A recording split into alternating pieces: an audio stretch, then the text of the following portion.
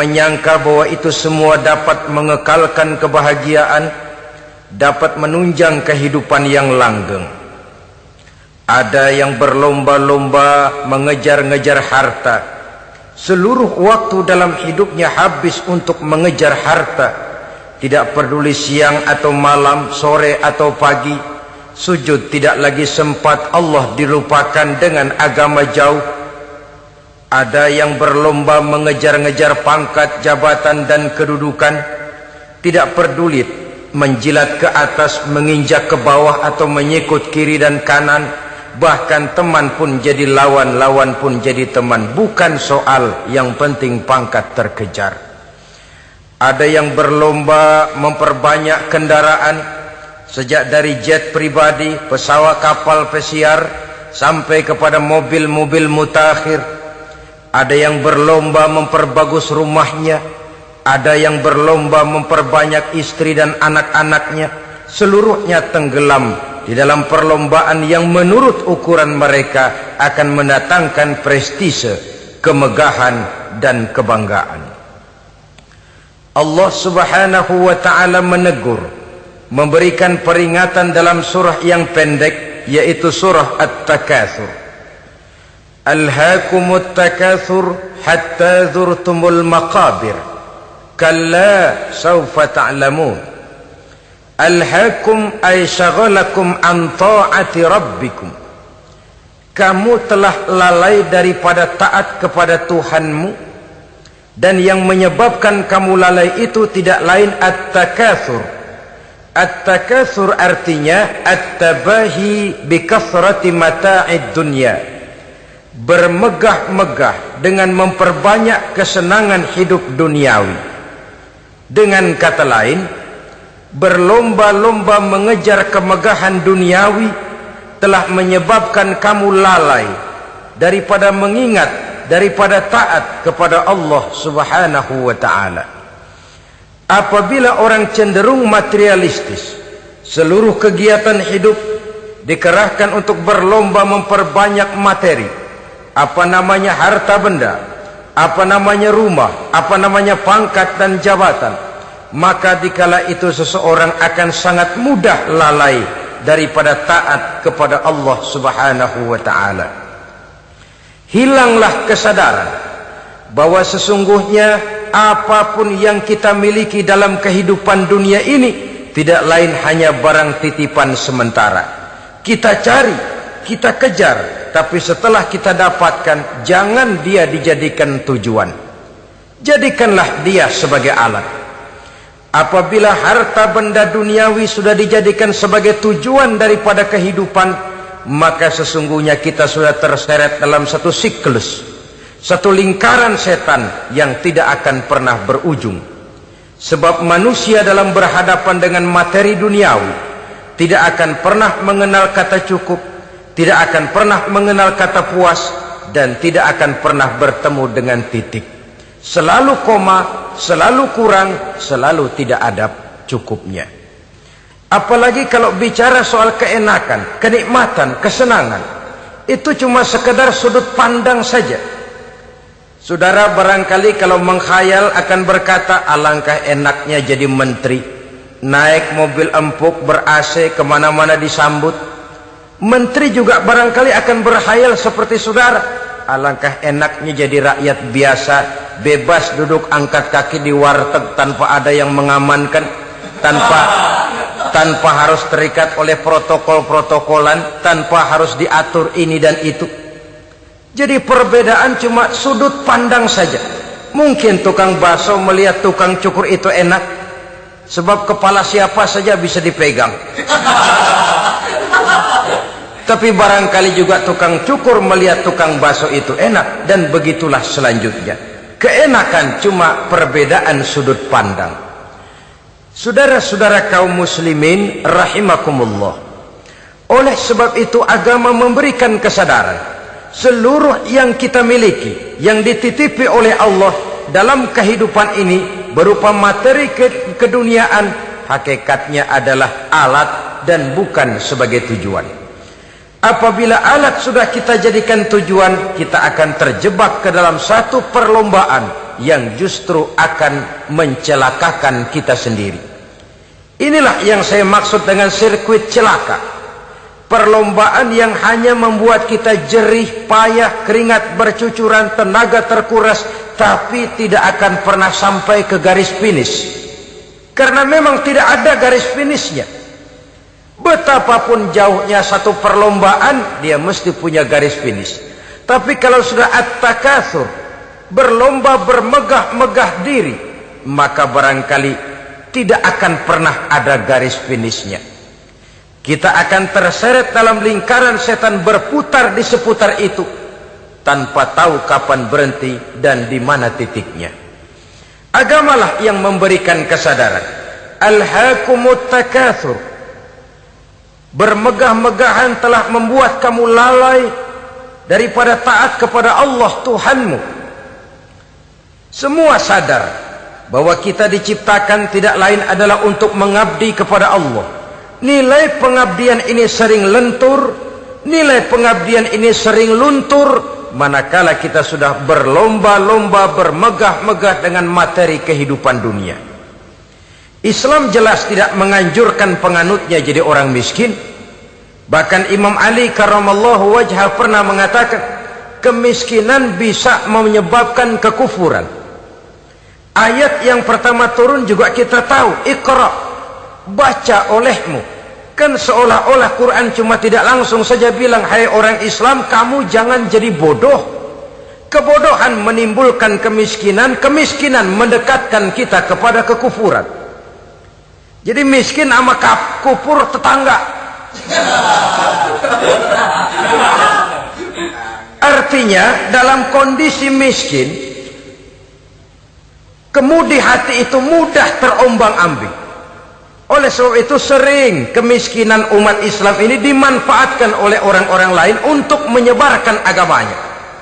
Padahal agama adalah soal keyakinan yang tidak mungkin ditunjang dengan supermi, ditunjang dengan beras, pakaian, obat-obatan, beasiswa. Agama adalah soal keyakinan. Keyakinan adalah soal kebenaran, dan kebenaran itu adalah milik bersama. Tujuan diciptakannya manusia tidak lain adalah untuk melaksanakan ibadah. Kalau orang tenggelam dalam perlombaan memperbanyak harta, mempertinggi kedudukan, memperindah segala macam yang sifatnya duniawi, biasanya itu akan membuat dia lalai dari taatnya kepada Allah Azza wa Jalla. Kadang bukan hanya lalai daripada taat, juga sering terjebak kepada maksiat. Karena kalau pola pandang dan tolok ukur sudah benda duniawi semata-mata, sangat tidak mustahil orang lalu terjebak ke dalam prinsip menghalalkan segala cara. Asal sudah tujuan tercapai, cara apapun halal. Akhirat nomor 18. Nah, bukankah memang barangkali kita sejak kecil sudah dilatih untuk materialistis? Umpamanya kita hanya sering dilatih untuk takut kepada yang konkret-konkret saja, takut kepada yang nyata-nyata saja. Seorang ibu kalau menakuti anaknya, aduh nak, kenapa ini kau kerjakan? Kalau bapakmu tahu, waduh, habis kamu. Nah, kita lihat, kalau bapakmu tahu, kalau polisi tahu, kalau hansip tahu, kalau satpam tahu. Tapi jarang seorang ibu menanamkan kepada anak, nak, kenapa ini yang kau lakukan, nak? Bukankah kau tahu Allah lihat, Allah tahu, Allah dengar, Allah, nak? Diajarkan takut kepada yang gaib. Karena kalau takut dia kepada polisi, dia pasti bisa cari tempat lain dong yang polisi kagak lihat. Kalau takut dia kepada satpam, minggir dong ke tempat yang kira-kira satpam nggak lihat. Tapi kalau sudah takut itu terpulang kepada Allah, kepada yang gaib, tidak sejengkal tanah pun yang terhalang dari pengetahuan Allah. Tapi itulah salahnya kita. Sejak kecil anak-anak sudah kita latih untuk takut hanya kepada yang konkret-konkret saja. Akibatnya sampai dia besar melembaga dalam kehidupannya. Dia nyolong, kata temannya, kamu nyolong ya? Iya. Kok nyolong sih? Emang? Kenapa nyolong? Biarin.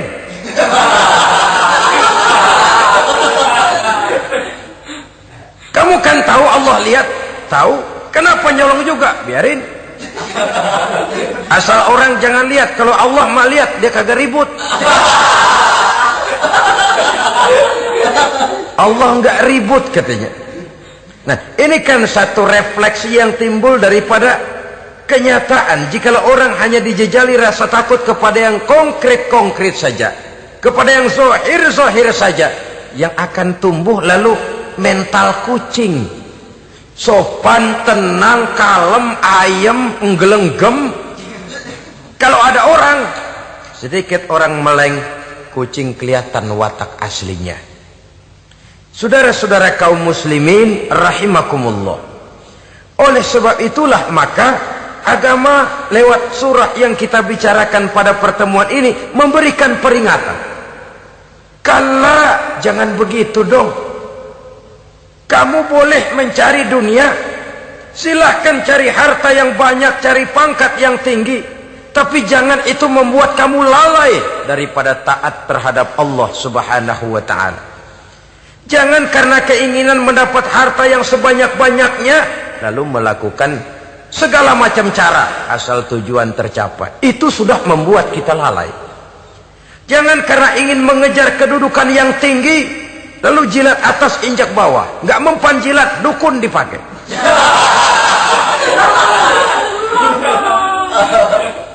Itu kan sudah membuat kita lalai. Nanti kalau berhasil, wah, dukun kita paten. Tapi kalau gagal, dukun sialan, kagak mampu. Hilanglah Allah dalam kehidupan kita. Makin materialis, dan perlombaan ini membawa kita kepada kecelakaan. Kala, sekali-kali jangan begitu. Berlomba boleh, cari uang yang banyak. Tapi setelah uang didapatkan, jadikan dia sebagai alat, jangan dijadikan sebagai tujuan. Saudara, bekerjalah, yang giat, carilah uang. Tapi setelah dapat, ajak ngomong tuh duit. Bagaimana ajak ngomongnya? Gini, duit, setengah mati gue nyari lo duit lo. Sore, pagi, siang, malam, peras keringat, banting tulang kaki jadi kepala, kepala jadi kaki, nyariin elu duit. Sekarang kamu sudah saya dapatkan, kamu milik saya duit. Karena kamu milik saya, jadilah kamu budak saya. Jangan saya yang jadi budak kamu. Ini idealnya. Kamu harus jadi budak saya, jangan saya yang jadi budak kamu. Nyatanya kan ada orang nyari duit, setelah duitnya banyak dibudakin oleh duit. Dia sendiri tidak bisa merasakan kesenangan daripada duitnya, konon lagi orang lain. Mau ke pasar ngitung 16 kali. Naik bajai 1000. 1000 itu kalau ratusan semua 1000 lembar. Hitung-hitung, mendingan jalan kaki. Jalan kaki, tengah hari bolong, panas, kan dibudakkan oleh uang. Cari karier, kejar pangkat, kejar kedudukan. Setelah ditemukan itu, jadikan dia sebagai alat, jangan dijadikan tujuan. Pangkat kau milikku, karena kau milikku kau harus jadi budakku, jangan aku yang jadi budak kau pangkat. Suatu saat dia harus lepas dari kita, jiwa ini lapang. Kenapa? Dahulu pun ketika lahir ke dunia tidak ada pangkat yang kita sandang. Dahulu pun ketika lahir ke dunia tidak ada harta yang kita bawa. Jadi harta itu, pangkat itu, kedudukan itu ada dalam hati, tapi tidak berurat dan berakar. Kalau dia berurat dan berakar dalam hati, berat misah sama harta itu. Berat. Sekedar ngasih fakir miskin cepet juga berhitungnya 17 lembar.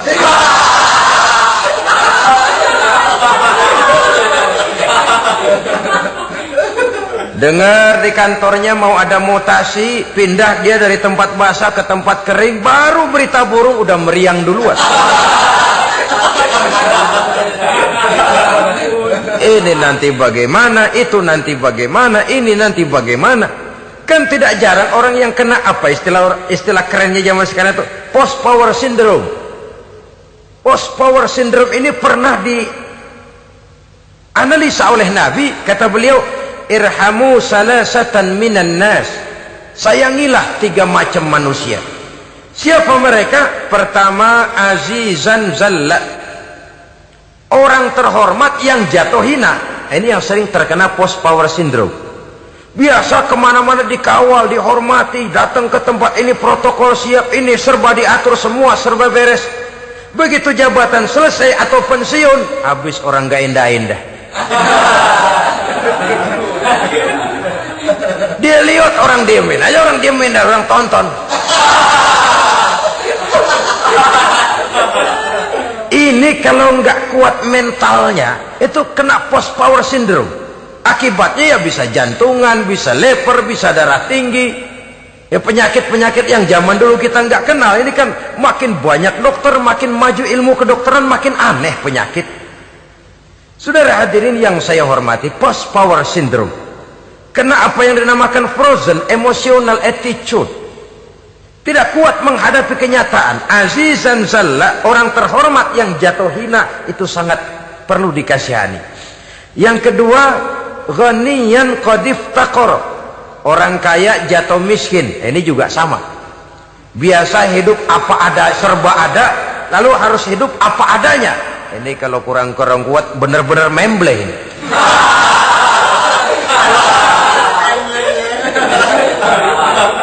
Kalau tidak kuat mentalnya, biasa hidup serba enak, serba nikmat, cuma kerjanya neken cek, main apa itu kredit card, macam-macam fasilitas dipunyai, tahu-tahu jatuh bangkrut, jatuh miskin. Kalau tidak fondasi agamanya kuat, bisa gantung diri, bisa bunuh diri, bisa frustasi, bisa terkena psikosomatik, tekanan jiwa mempengaruhi faktor biologis, timbullah tekanan, terjadilah penyakit aneh-aneh. Al-ghaniyan qad iftaqara, orang kaya jatuh miskin, itu perlu dikasihani. Yang ketiga, wa faqihan yal'abu bihil juhal, ahli fikih tapi dipermainkan oleh orang-orang bodoh. Hanya kebetulan orang bodoh itu punya kekuasaan. Hukum bisa dipesan.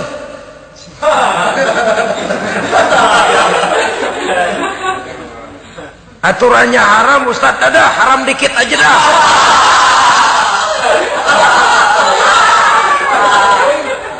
Sibuklah tuan fakih ini, ahli fikih ini, mencari dalil kebet sana kebet sini supaya yang tadinya haram benar bisa jadi haram sedikit. Padahal yang minta ini orang bodoh, tidak ngerti agama, cuma karena punya kekuasaan dipermainkan oleh orang yang fakih. Orang yang fakih ini dipermainkan. Kasihan orang yang seperti itu. Wa faqihan yal'abu bihil juhal, ahli fikih tapi dipermainkan oleh orang-orang bodoh. Akibatnya karismanya hilang, wibawanya lenyap. Dia menyangka bahwa dengan mengharam-haram sedikit-sedikit itu dia bisa mendapat keuntungan yang berganda-ganda, padahal akibatnya itu hanya akan membawa kecelakaan saja. Allah peringatkan benar, kala, sekali-kali jangan begitu. Cari uang yang banyak silahkan, ngejar kedudukan yang bagus boleh, bikin rumah yang hebat silahkan, ada kendaraan bagus silahkan, tapi jangan sampai kamu terjebak kepada sirkuit celakai, perlombaan yang tidak ada garis finishnya. Sering dicontohkan orang menghayal, melamun. Kamu kenapa nggak mau ibadah? Lah bagaimana mau sembahyang, saya di Jakarta masih ngontrak.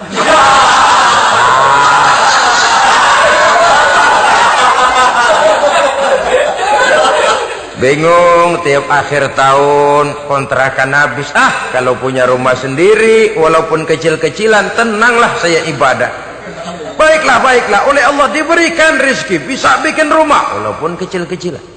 Sudah punya rumah sendiri, belum juga ibadah, apalagi mulur lagi. Habis bagaimana mau sembahyang, rumah kecil banget, pinggir kali, asal hujan bocor ya.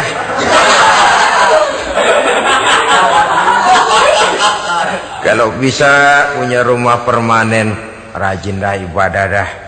Iyalah, diberikan rezeki, bisa bikin rumah besar, kamarnya banyak, halamannya luas, kendaraan belum ada, perabotan belum lengkap.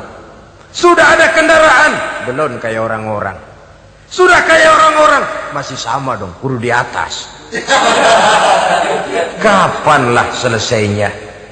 Kala, sekali-kali jangan begitu. Jangan kamu mengumpulkan harta bermegah-megah membuat kamu lalai dari taat kepada Tuhanmu. Engkau tinggalkan rukuk dan sujud, engkau jauh dari masjid, engkau kering dari kehidupan beragama. Sebab itulah maka pembangunan fisik material tidak bisa dipisahkan dengan pembangunan mental spiritual. Tidak hanya cuma dalam teori, tapi juga harus dalam praktek. Selalu pembangunan yang hanya mengarah kepada fisik material, jauh dan kering dari agama, hanya akan melahirkan manusia-manusia materialistis yang terjebak di dalam sirkuit celaka perlombaan yang tidak pernah mengenal garis finish. Sebab itu agama mengajarkan, orang kaya itu siapa sih? Yang banyak duit? Belum tentu. Yang kebunnya di mana-mana ngebelatak? Belum tentu. Yang pabriknya selebar-lebar? Belum tentu. Yang punya segala macam peternakan, dari peternakan gajah sampai peternakan kutu?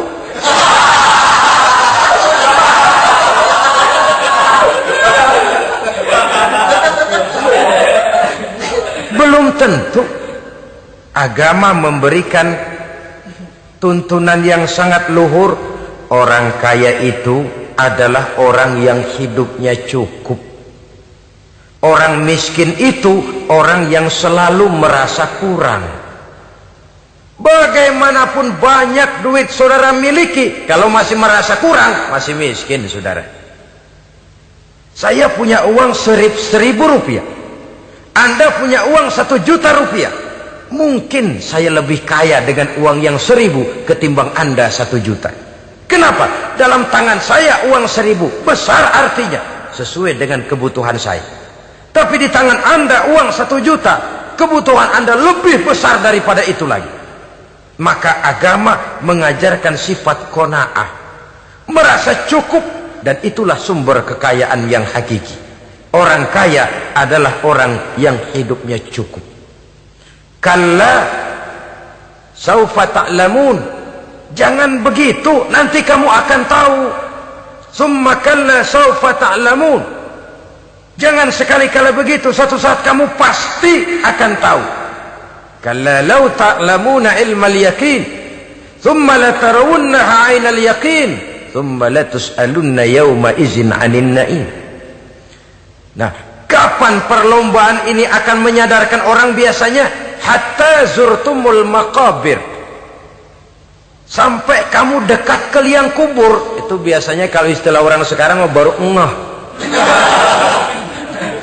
Asal sudah napas sampai tenggorokan disambung dengan selang, sudah Senin Kemis dibantu dengan alat picu jantung, gerak gerak gerak gerak, sudah kayak orang mau gergaji kayu.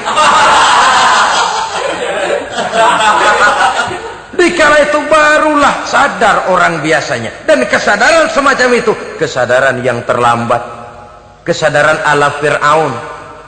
Fir'aun selagi hidup diajak beriman dan nehi aja.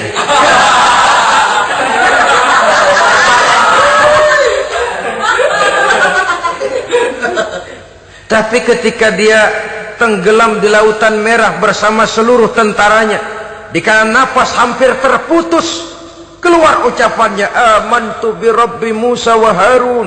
Aduh, kalau begini mah saya juga percaya kepada Tuhannya Musa dan Harun. Saya beriman kepada Allah. Lagi timbul tenggelam mau sekarat baru beriman. Hatta zurtumul maqabir, kamu telah lalai dari sebab bermegah-megah sampai kamu masuk ke liang kubur, dekat ke liang kubur. Kalimat zurtum di sini menjelaskan bahwa kubur itu tidak selamanya. Zurtum itu dari kalimat zaro ya zuru, berziarah. Orang berziarah kan sebentar. Ke kubur itu sama dengan berziarah kita di situ. Sebentar, tidak akan selamanya, tidak akan kekal dalam kubur. bahwa kubur itu cuma satu halte dari sekian halte yang harus kita jalani.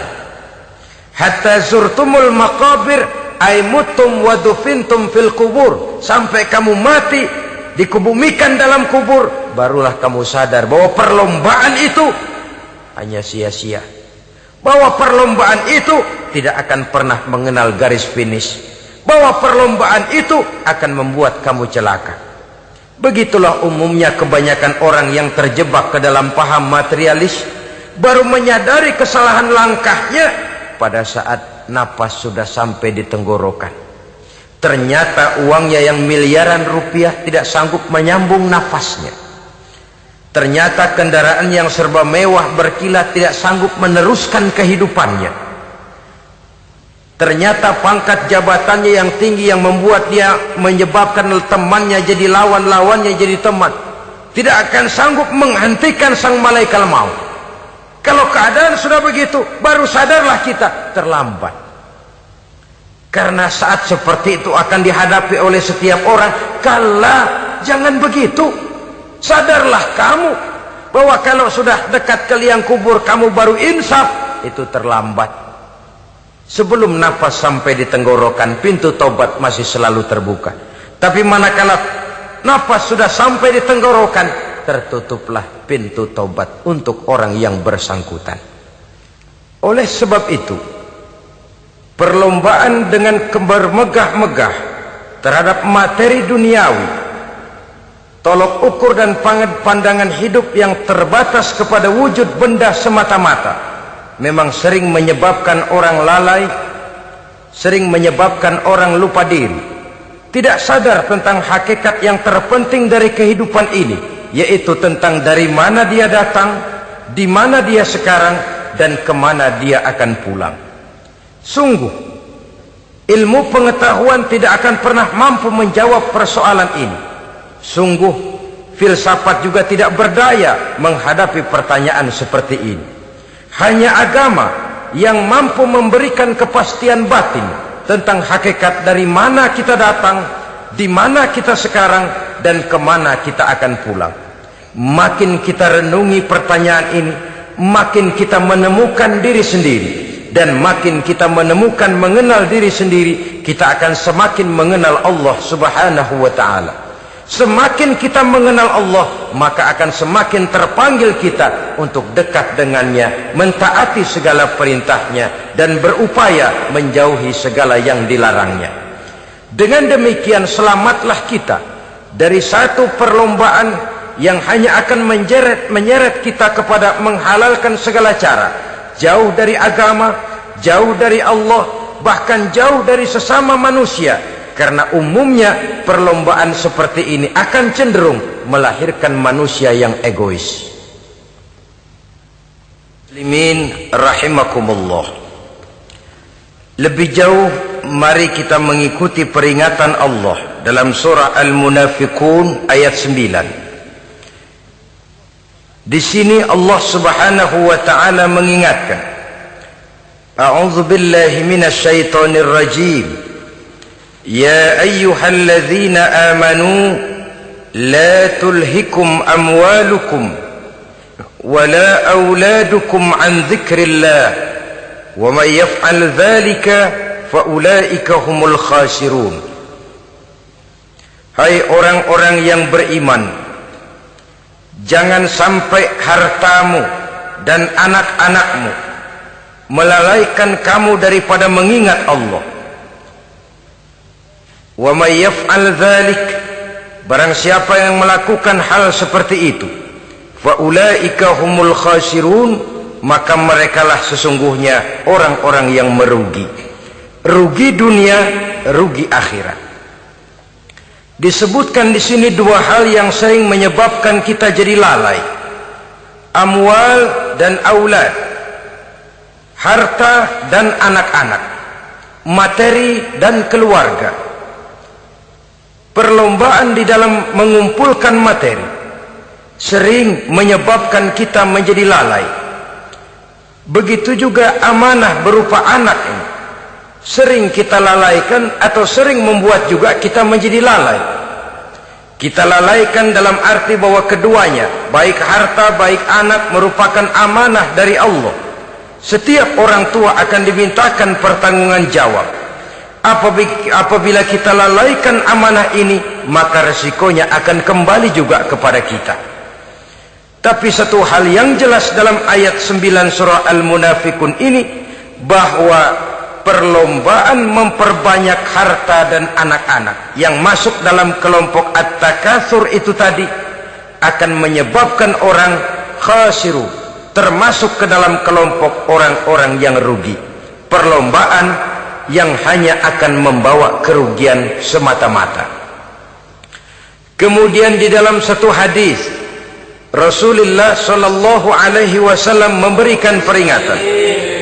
Beliau bersabda, "Iza azzamat ummati dinaran wa dirhaman, nuzi'at minha haibatul Islam, wa iza tasabat ummati saqatat min ainillah, wa iza turikatil amru bil ma'rufi wan nahyu 'anil munkari, hurimat 'alaihim barakatul wahyi." Ada 3 hal yang kalau kita kerjakan akan menimbulkan 3 macam akibat di dalam hadis ini. Pertama, iza azzamat ummati dinaran wa dirhaman.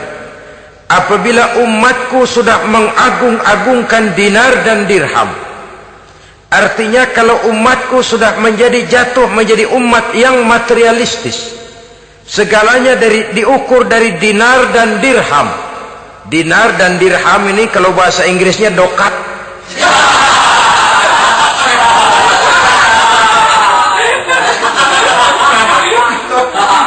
Segalanya diukur dari segi dinar dan dirham saja. Nuzi'at minha haibatul Islam, akan dicabutlah kehebatan Islam dari mereka. Memang ada kalanya kita berkata bahwa tanpa uang kita tidak bisa berbuat apa-apa. Tapi kalau itu dijadikan landasan dari segala sesuatu, itu yang dijadikan ukuran, itu yang dijadikan tujuan, kita hakikatnya sudah gagal sebelum melangkah. Apapun saja profesi kita, apabila sudah menjadi pendewa dinar dan dirham, akan hilanglah kehebatan Islam, akan dicabut kehebatan Islam itu. Umat Islam bisa dibeli, ulama bisa dikontrak, kiai bisa dicarter.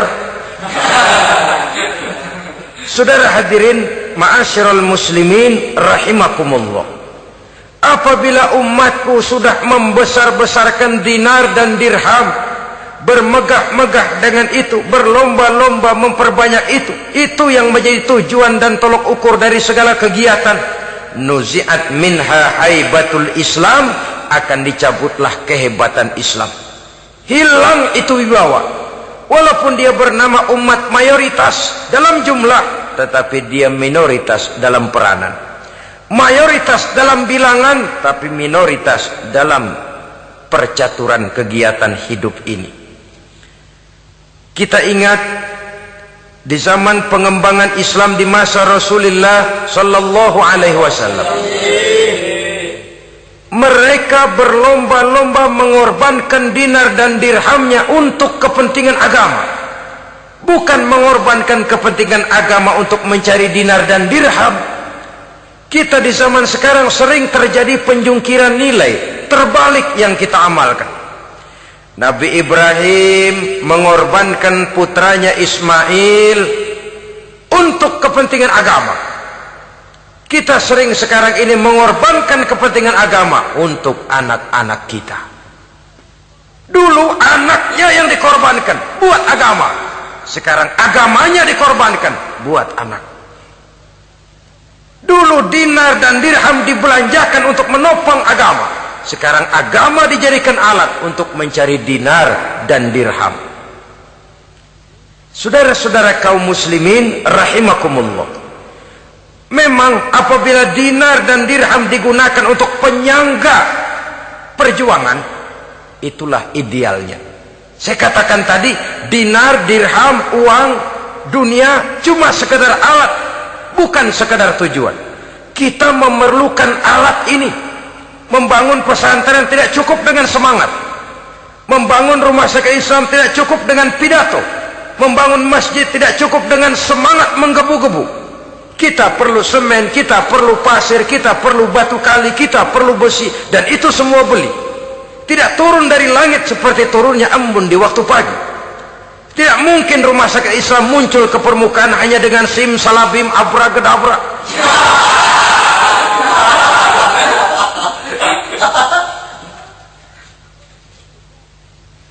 Oleh sebab itu, saya bersyukur kecenderungan belakangan ini pengajian-pengajian akbar di berbagai tempat tidak hanya sebagai ajang untuk menanamkan akidah, membina ukhuwah, tapi juga menjadi sarana di mana kita mengumpulkan dana, menghimpun potensi umat, menginventarisir potensi untuk kepentingan pengembangan daripada agama. Meskipun ada satu dua orang yang salah paham tentang ini, sampai kemudian saya mendapat satu merek yang cukup tidak enak untuk didengar, mengkomersilkan pengajian katanya, karena memang ada pengajian yang menggunakan sistem karcis, sebenarnya juga tidak etis. Undangan berikut infak yang seluruh hasilnya digunakan buat kepentingan agama, apakah itu rumah sakit, apakah itu madrasah, apakah itu masjid, dan 1 sen pun saya tidak menuntut bagian dari itu. Saya malah berprinsip sepanjang saya masih laku untuk dijual dan itu memang buat kepentingan agama, persilahkan jual saja, asal buat masjid, pesantren, madrasah, rumah sakit Islam, kegiatan syiar dan dakwah, silakan. Tapi kalau sudah dijual buat kepentingan pribadi, memperkaya diri sendiri, tentunya dunia akhirat sulit untuk ridho kepada tingkah laku yang semacam itu. Kita memerlukan dana, umat di daerah membangun memerlukan dana, dan dana itu tidak hanya datang begitu saja. Kita bersyukur bahwa untuk menghadiri pengajian sekarang ini orang mau mengeluarkan uang, mau memberikan infak dengan ikhlas, tidak dengan keterpaksaan. Kenapa tidak?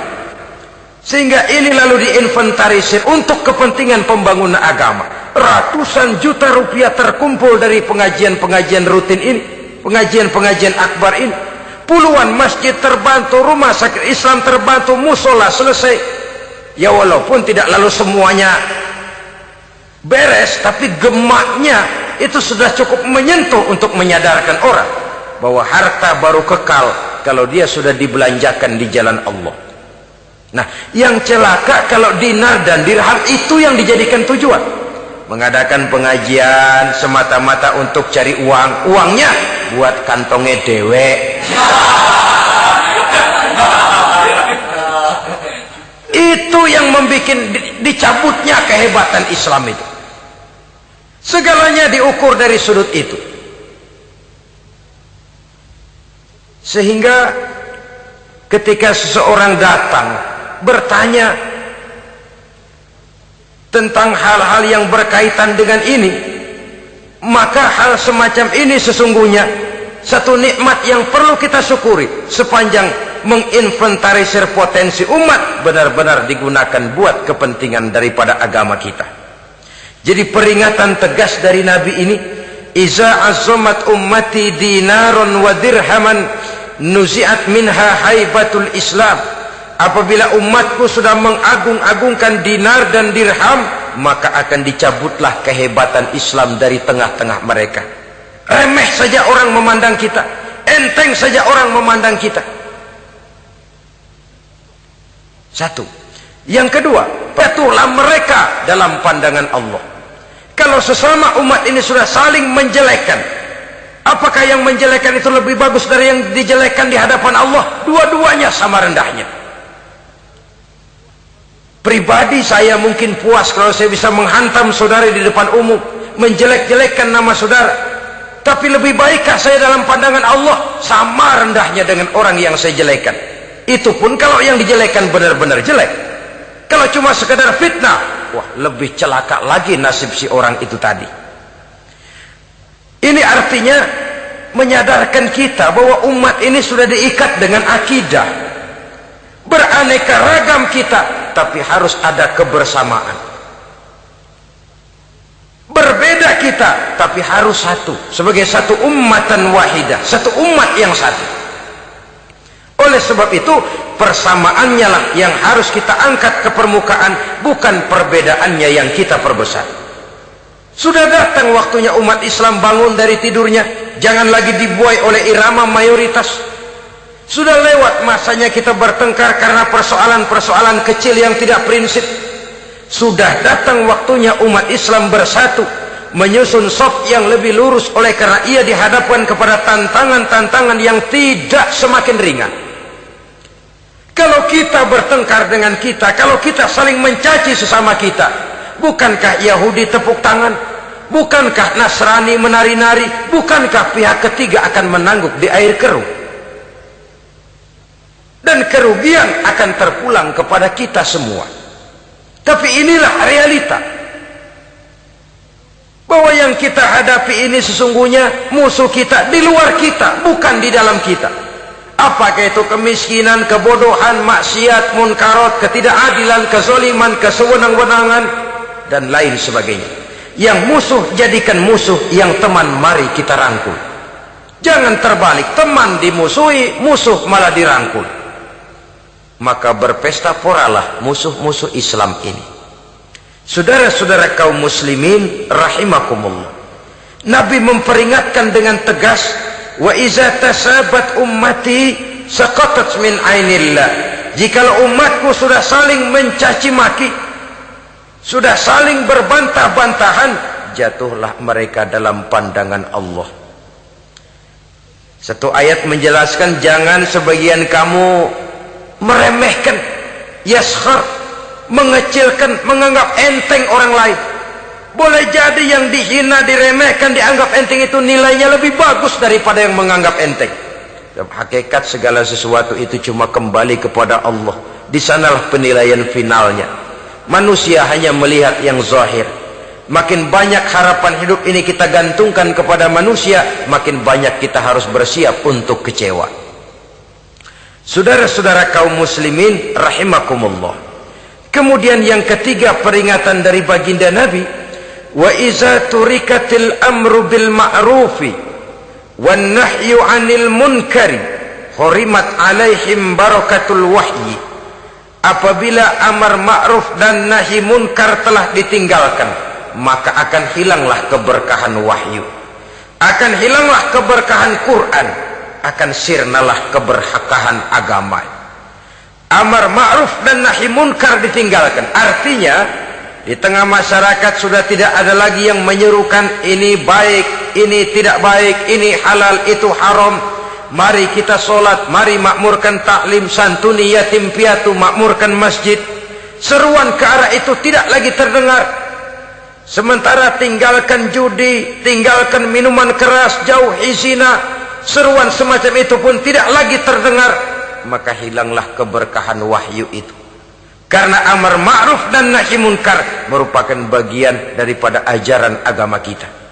Menjadi sponsor dari segala macam kebajikan dan menjadi penghalang daripada segala macam kemunkaran sesuai dengan batas kemampuan yang kita miliki masing-masing. Nah, saya kembali kepada persoalan pokok di awal pembicaraan tadi. Bagaimana jalan keluarnya? Jalan keluarnya tidak lain adalah upaya. Bagaimana kegiatan yang sifatnya fisik material ini diimbangi dengan kegiatan yang bersifat mental spiritual. Upaya menghidupkan majelis-majelis taklim, upaya memakmurkan masjid-masjid sebagai laboratorium rohani untuk mewujudkan keseimbangan dalam pola pikir yang akan berlanjut dalam gerak hidup yang kemudian akan tertuang dalam segala perbuatan manusia. Apabila sudah terwujud kepincangan dalam pola pikir, akan pincanglah caranya bertindak dan berbuat, akan pincanglah pandangan hidupnya, akan pincanglah orientasinya di dalam kehidupan ini. Oleh karena itu, Islam dalam berbagai aspek kehidupan mengajarkan sistem keseimbangan. Mencari harta boleh, tapi tidak boleh keluar dalam kerangka fastabiqul khairat.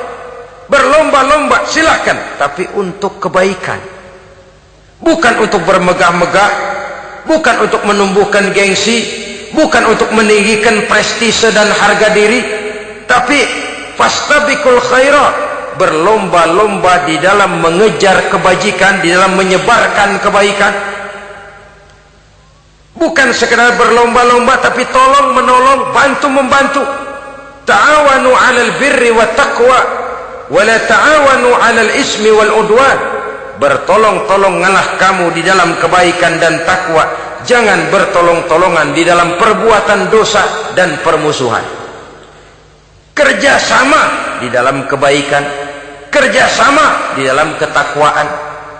Ada satu contoh yang menarik bahwa umat Islam di dalam ia menjalin kebersamaan itu harus seperti orang main sepak bola. Saudara lihat, orang main sepak bola, kalau pertandingan belum dimulai, silahkan kumpul di luar lapangan, atur strategi yang baik.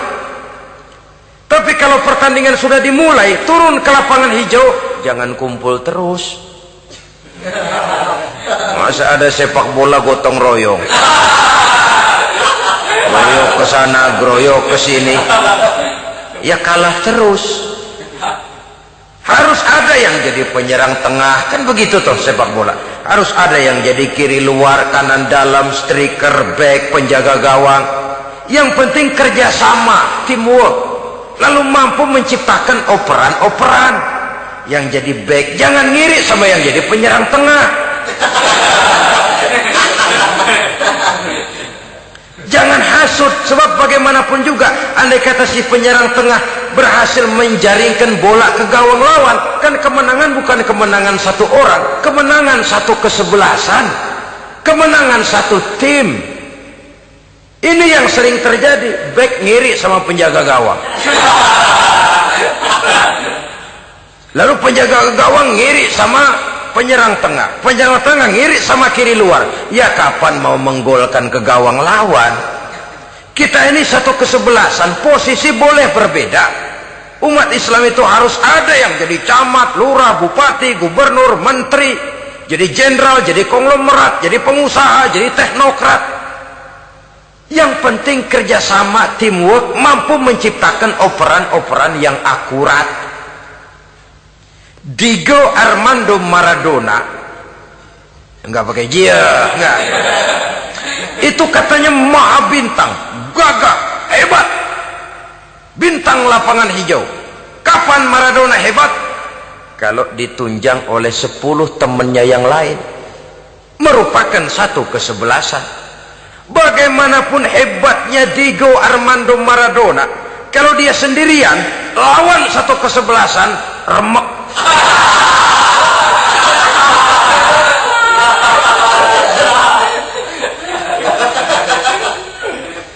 Dia hebat, dia jenius, dia maha bintang karena dapat operan dari teman-temannya. Bukan jegalan, operan. Jadi oleh sebab itu bagaimana kita menciptakan operan-operan akurat yang akan melahirkan kebersamaan di tengah-tengah umat. Artinya satu contoh saja, misalnya seorang pengusaha besar, oleh karena kesibukannya di dunia bisnis, tidak perlu jadi ketua pembangunan musola, tapi kalau ada musola belum selesai, operan. Operannya itu yang penting. Apa yang dioper itu? Semen, apa batu kali, apa besi, yang penting operan. Operannya akurat. Kadang-kadang ada terjadi juga frustasi ngelihat lawan kesebelasannya terlalu kuat, ngoper ke gawang sendiri, jebol. Kan sering terjadi begitu. Muslim didukung oleh umat Islam, ketika punya posisi menguntungkan malah mempersulit Islam. Ini kan ngoper ke gawang sendiri, bunuh diri namanya. Boro-boro jebolin gawang lawan, asal jangan bunuh diri juga lumayan. Jadi kalau saja kita mampu menciptakan kebersamaan seperti ini, baju boleh berbeda. Seorang muslim boleh dibungkus baju ABRI, boleh dibungkus baju dokter, boleh dibungkus baju teknokrat, boleh dibungkus baju konglomerat, sekedar baju. Tapi kalau terbukalah baju itu, kelihatan dadanya, terbersit nilai imannya, meresap sampai ke tulang sumsumnya. Dan pada saat Islam dikuti-kuti, akan timbul kecintaannya, akan timbul, saya muslim dan saya bangga dengan Islam saya. Saya muslim dan saya mau berbuat untuk Islam saya. Saya muslim dan saya siap mati untuk Islam saya. Dengan baju apapun dia terbungkus, kalau roh, jiwa dan semangat semacam ini tertanam, saya yakin kita umat Islam akan mampu berbuat lebih banyak dengan mewujudkan operan-operan akurat yang sangat diharapkan oleh umat itu tadi.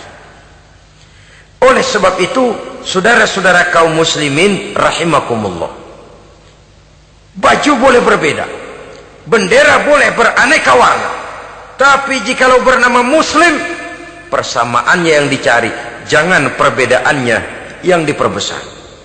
Nilai persaudaraan yang diikat dengan akidah semacam inilah yang banyak dicari orang, yang banyak menyebabkan orang masuk Islam. Di mana masjid kelihatan benar sebagai simbol kehidupan demokrasi dalam menciptakan ukhuwah, wawasan ukhuwah ini. Masjid simbol demokrasi. Siapapun masuk masjid buka sepatu, demokrasi. Siapapun orangnya, tidak peduli merek apapun sepatunya. Apa itu keluaran Cibaduyut Bandung? Apa itu modelnya Belli, Beltoni, Itali? Tidak soal, masuk masjid buka. Jumatan, kopral datang lebih dulu depan, pral. Jenderal datang belakangan, belakang saja, dral. Tidak ada fasilitas khusus dalam masjid, karena di rumah Allah semua manusia sama. Si jenderal jangan lagi merasa jenderalnya, si pengusaha jangan lagi menonjolkan kebosannya. Masjid adalah simbol demokrasi daripada kehidupan umat. Sebab itu jangan terjebak kepada sektoral di dalam kita berbicara tentang ukhuwah ini. Kita boleh terbungkus dengan baju apapun, tapi kalau di balik baju itu tidak lain jiwa Islam yang mau berkorban, mau mengeluarkan harta, bahkan siap mati untuk Islamnya, maka kebersamaan itu akan mudah kita wujudkan. Tapi sepanjang kita berpecah belah, sepanjang kita centang perenang, maka tidak akan banyak yang bisa kita lakukan.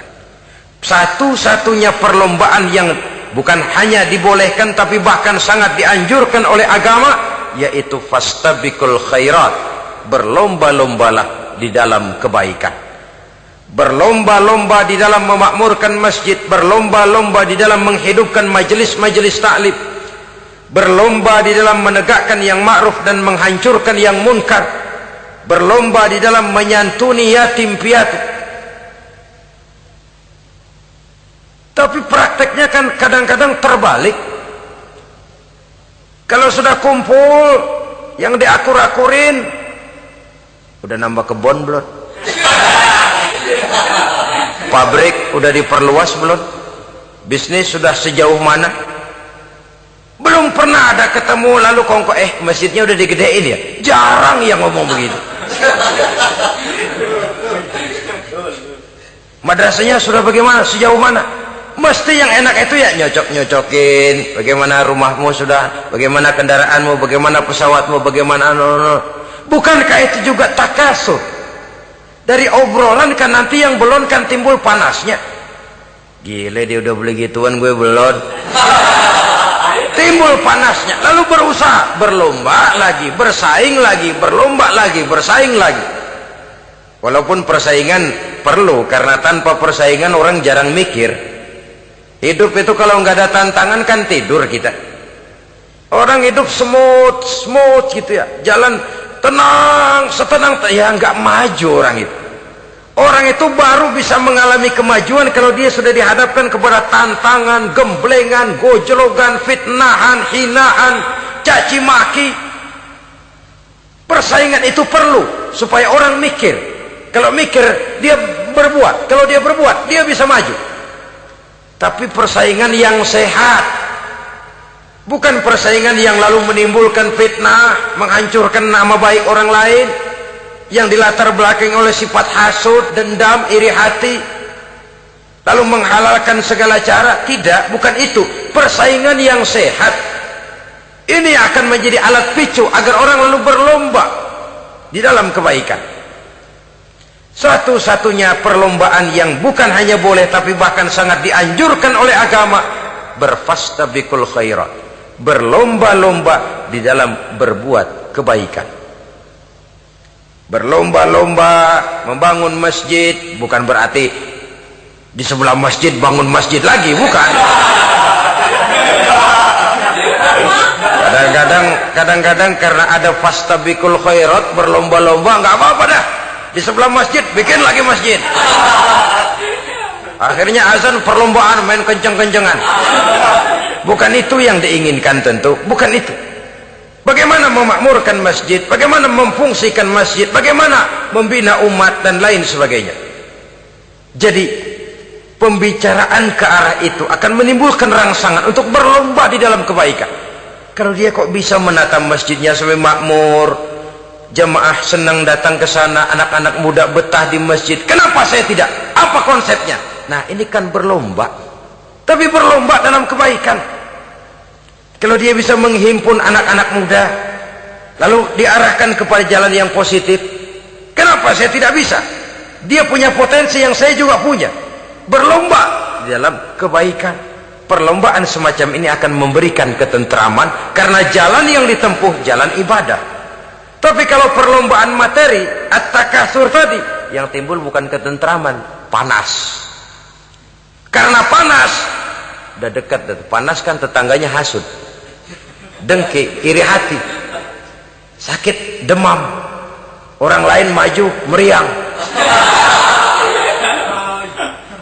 Lah kalau sudah begitu, hasut yang jadi bisikan hati, ya sudah, segala macam cara dilakukan untuk menjatuhkan orang lain. Dan itu sudah bukan lagi persaingan yang sehat. Saudara-saudara kaum muslimin rahimakumullah. Oleh sebab itu kita tutup pertemuan singkat kali ini dengan satu kesimpulan, bahwa harta adalah sekedar alat, bukan tujuan di dalam kehidupan. Tanpa harta barangkali orang sulit untuk bahagia, tapi harta semata-mata tidak merupakan jaminan bahwa orang lalu akan bahagia. Termasuk di dalam kata harta ini pangkat, jabatan, kedudukan, anak, istri, keluarga, rumah, tanah, pabrik, kebun, peternakan, dan lain sebagainya.